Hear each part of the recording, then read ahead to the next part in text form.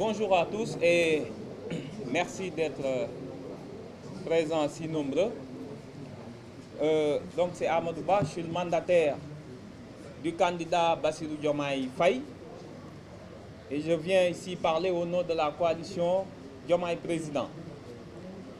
Comme tous les Sénégalais, je pense que nous avons été tous surpris par cette décision soudaine et unilatérale du président de la République de reporter l'élection présidentielle.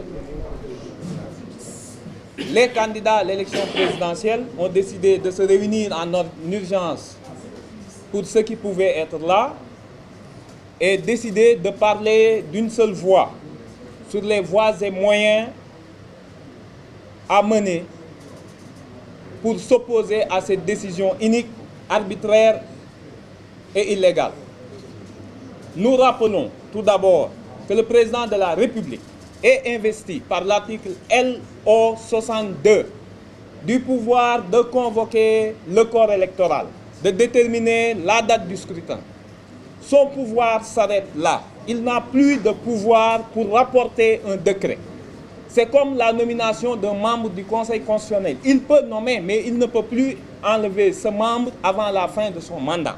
Aucun texte ne lui donne le pouvoir de reporter l'élection présidentielle. Ça n'existe ni dans la Constitution, ni dans le Code électoral. Par conséquent, la coalition Diomaye Président se ralliant aux autres membres, aux autres candidats ici présents et ceux qui ont donné leur accord,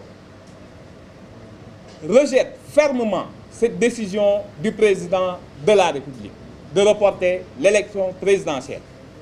La coalition Diomaye Président engage tous ses militants à poursuivre la campagne électorale ce soir à partir de minuit, comme c'est convenu par la Constitution et les textes légaux et réglementaires.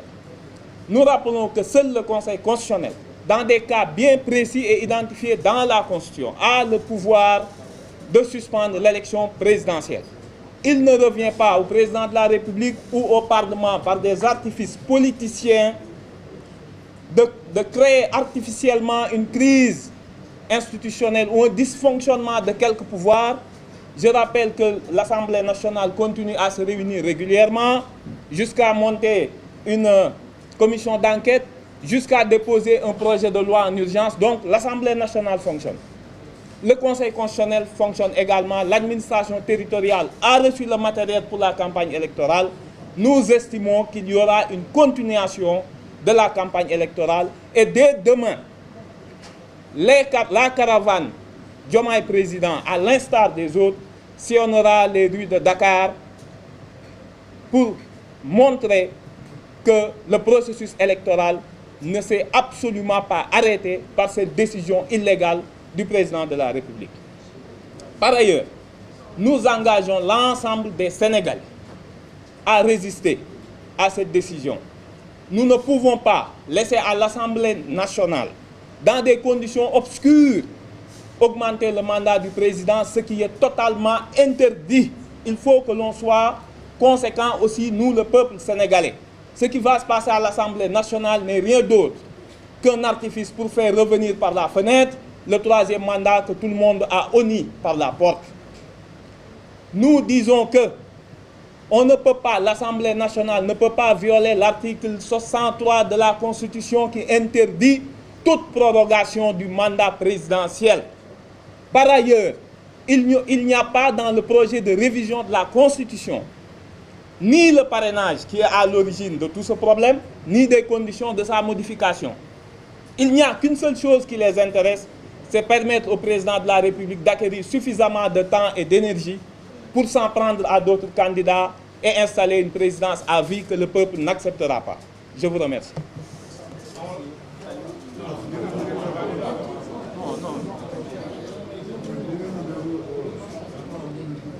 waaw asalaamaaleykum mbokk yi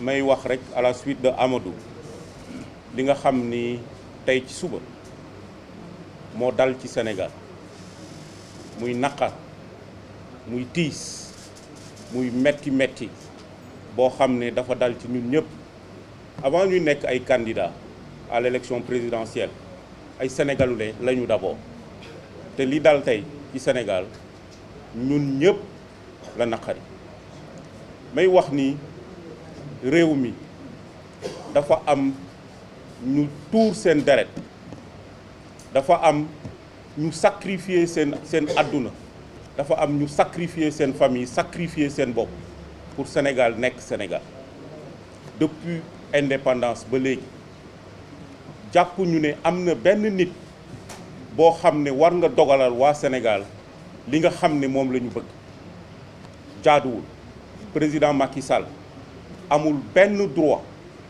du constitution bu ko jox du loi bu ko jox du décret bu mu mën a signer boppam bu ko jox doole ju mu def li mu def tey ñu jàpp ne dafa jalgati sunu constitution dafa jalgati yoon loolu nag waa Sénégal yëpp la naqari may wax ne président Macky Sall Sénégal jox nañ ko lépp Sénégal defal nañ ko teraanga bu nekk le peuple sénégalais ne mérite pas ce que le président Macky Sall a fait aujourd'hui.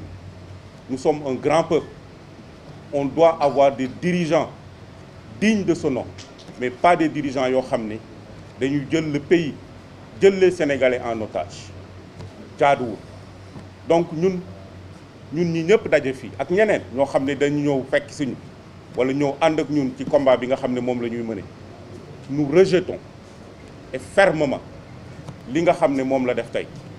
Amadou wax na ko campagne électorale bi minuit lay commencé tey bu subaa incha allah dinañu campagne bu subaa li nga xam ne loolu la ñu constitution bi jox loi jox ñu ko règlement jox ñu ko dinañ ci taxaw subaa ñu lancer sunu campagne incha allah.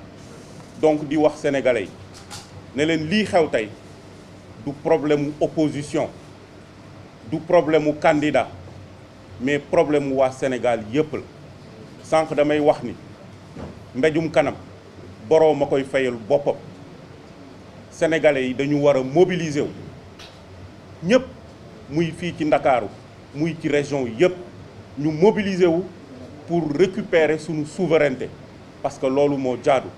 Le président Macky Sall ne peut pas prendre le peuple sénégalais en otage duñu ko nangu donc sénégalais yëpp bëgg naa ñu mobiliser wu ba li nga xam ne noonu la ñu tënkee sunu ay loxo ak sunu ay tànk bëgg ñu imposer loo xam ne c'est pas démocratique du loi moo ko tëral du constitution moo ko tëral ñu xeex ko te jëlee ko fi bu ñu jógul leneen a ngi ñëw te looloo gën a doy waar. Donc ma jàpp ne mobilisation bi ça doit être une mobilisation totale et générale de l'ensemble du peuple sénégalais ba li ñu bëgg di ko xeex ci démocratie di ko xeex ci liberté di ko xeex ci sunu réew baax ci sunu réew tegu ci yoon réew mi nekk un pays de liberté un pays de démocratie mais surtout un pays d'état de droit parce que ñun loolu la ñu gëm parce que yeneen réew yi koy def te ëpp ñu xam-xam ëpp ñu patriotisme ci sunu réew donc loolu combat la boo xam ne ñun ñëpp ñoo koy mëne incha allah. Donc may encore une fois di wax ni ñun en ce qui nous concerne bu subaa dinañu commencer sunu campagne am na nag ay dispositions yoo xam ne bu soobee yàlla daañu ko jël mais ñuy appeler à tout le peuple pour que ñu bàyyi xel ci fi nga xam ne fa la ñu jëm ñëpp mobiliser wu ba ñu jotaat sunu liberté doxal suñu réew ni ñu ko war a doxalee may gërëm ñëpp di sant ñëpp asalaamaaleykum wa rahmatullah.